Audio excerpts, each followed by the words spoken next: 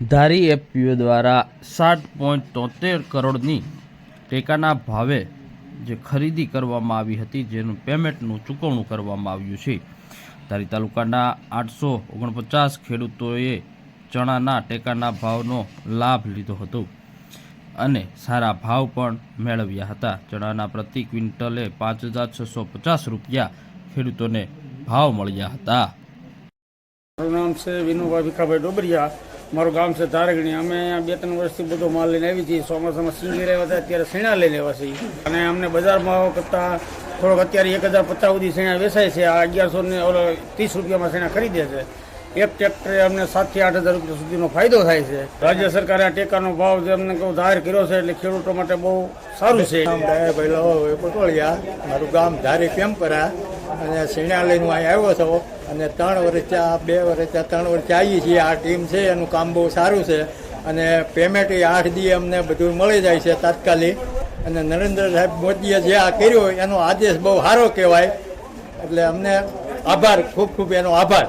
મારું નામ ભાવના ગોંડલિયા, શ્રી ધારી ખેડૂત કૃષિ ઉત્પાદક અને પ્રોસેસિંગ સહકારી મંડળીના ચેરપર્સન તરીકે જવાબદારી નિભાવું છું। ધારી તાલુકાની અંદર હાલમાં ટેકાના ભાવે ચણાની ખરીદીનો સેન્ટરનો પ્રારંભ કરવામાં આવ્યો છે।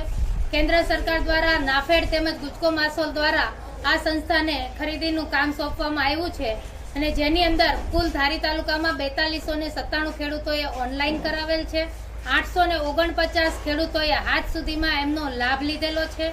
કુલ 7,73 લાખ જેવી માતબર રકમ ધારી તાલુકાના ખેડૂતોના ખાતામાં આવી ગઈ છે। એક ખેડૂત દીઠ 9 થી 10,000 રૂપિયાનો ખેડૂતોને હાલ ફાયદો થઈ રહ્યો છે। બજારની અંદર જે ભાવ મળી રહ્યો છે એના કરતાં ખેડૂતને એક મણે 50 થી 100 રૂપિયા સુધીનો ભાવ ફેર મળી રહ્યો છે।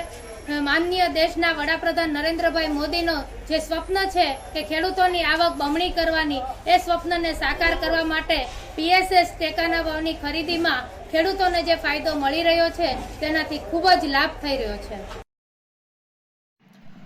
ધારી એફપીઓ દ્વારા રવિ ઋતુમાં અત્યાર સુધીમાં કુલ 13,68,400 મણ ચણાની ખરીદી કરવામાં આવી હતી।